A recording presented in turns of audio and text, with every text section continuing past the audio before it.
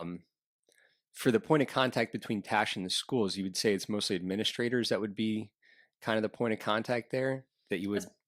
As far as being a member or being in contact. Well, the point of contact is someone that can have the ability to pass it on. Hmm. In other words, formally get this to their program specialist at each individual school. Make sure that they're getting the information that Tash is talking about to all their schools. So yeah, your point of contact for me was our program specialist at the Department of Special Education. Okay. So the Department of Special Ed, you want to make them aware of this. Yeah, so if a family member is watching or is going to see the video later and they say, I want this to be in my school, so then you would say, I would go to the program chair of special education, Right. whoever that would be. Whoever your special ed director is. Or at your own school, whoever your lead special education teacher is. And this could be if you think that the school is maybe just not up to par or they're just not quite on hip of what's going on. In Alabama as a whole, TASH is just not something that people know about in our state.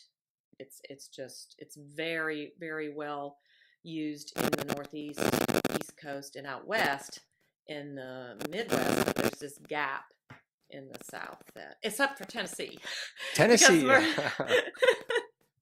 Tennessee is a really, and Kyle presented at TASH. So for all you teachers that are doing amazing things out there with your students, TASH loves to have special ed teachers bring their students and apply to present at TASH. When I was there, some of the best sessions I went to were by special ed teachers and their students. So Kyle presented with help with a couple of us, and he presented at TASH in 2017. Did he enjoy it? Yeah, I mean, imagine he's just like, okay, Mom, there you go again. But yeah, I highly encourage for this upcoming conference, all of you educators, you people who have a message and something they want to get out there, because this conference is attended by, I think the attendance for this January, it was in Portland, which was hard because you're on the east all the way out there, but they still had, I think, 1,500 people. Yeah. No, wait. I think it was 2,000 people. I'm sorry. Yeah. I imagine just being there for 5 days or, for a long weekend, being surrounded by people that are moving in that direction and energized about it. Mm-hmm. Oh my gosh. You come back. Of course, you're just like, I got to do this. You have to bring yourself down and, We're going to do all that, but it's going to take a year, our game plan is there. I didn't go to Portland this year. I was planning on it, but it was the same time we were screening our Intelligent Lives event at Tuscaloosa, University of Alabama. So. Now, does TASH also take on mental, do they write about mental illness and have resources online for MI as well? Right. So, for example, the people on our board here in Alabama, we have represented from Down Syndrome Association, from SABE, from People First, from the Department of Mental Health, from the post-secondary world, the University of Alabama, Dr. Matua, Autism Society. So, we have those people. We're ADAPT. Nancy Anderson is on our board. So, we're trying to get a good representation of all mental health area as a whole. Specifically, in fact, the highest population of people that came to the screening at University of Alabama were our folks from the Department of Mental Health. Oh, really? Yeah, they were awesome. They sent people from Mobile to come see it, from Montgomery. Yeah, they well attended that screening. They were awesome. The 310 people and so forth, they were all there. Really? Yeah, they were awesome. They had at least 10 or 12 people there. Nice. Mm-hmm. The 310 in Jefferson County, I believe they're still in Tuscaloosa. Their building is under repair, or they're moving buildings, so they're down in region. Is it 4 Tuscaloosa? Yeah, our 310 people. We had 310 people, like I said, from Mobile, from Montgomery. I mean, they showed up. They were awesome. They were so supportive. Mm-hmm. They were really great. So I'm hoping some of them joined as a member. Yeah. I'm checking on you 310ers. See if you've joined. Okay, so we went through the point of contact. So if a parent or a family or individual was looking to get it more into the schools, you would go to the program coordinator, the special education.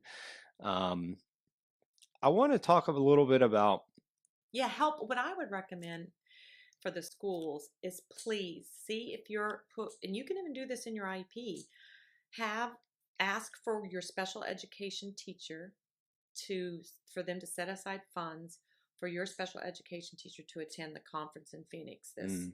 This that is the best way to try to get that world brought into your school. And school systems have funds set aside for that. So have that in your IP. Say, I would like for my son's special. I did that with my son, and have my son, be able to have his special ed, whoever, come out and be represented and go to this conference and just bring it all back. Yeah. Because that is the way to bring it into the school system. Because the special education teachers are the feet. I mean, they are the ones doing the legwork on a day-to-day basis. Doing the work day in and day out. Mm-hmm. So they need to be there. I think that would be awesome. Very much so. Yeah.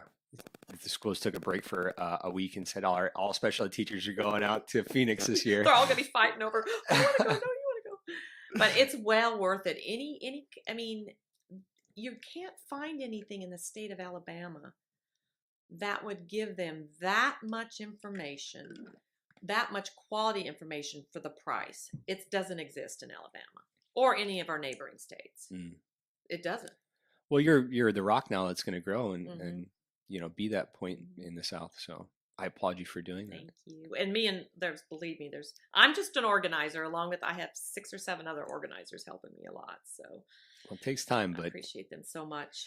And I feel like even as a state in general, people will say, at least we're not Mississippi, that kind of thing. And do rank kind of lower on the list for resources available, I think, in mental health.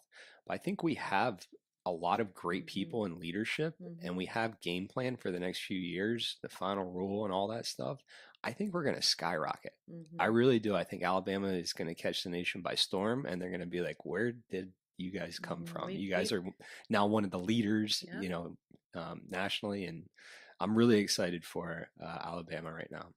And as part of TASH, it's my job to attend a lot of the stuff going down in Montgomery. So, I was involved in the meeting with the Department of Mental Health with Terry Pezence and the talk of, about where do we go with our waiver system and what are the changes we need to make. So I try to keep myself up to date on a lot of things so that when a parent does call me, I have the ability to help them with their answers and give them access to the right people to talk to. So again, I'm very in tune with people first. I stay in touch with, Sue Tall with the Down syndrome, Full Life Ahead folks. I mean, Tammy's always sending me things. So, I'm kind of like a point person, just like Full Life Ahead is. And just like TASH is just, another vehicle for us all to use. We're all, but again, they're doing some pretty amazing things. I'm excited for the state as a whole. Yeah. I think there's a lot of really cool things and organizations going on and a lot of great people leading that. We just all just need to not do it separately and work together so we don't have to reinvent the wheel over and over again.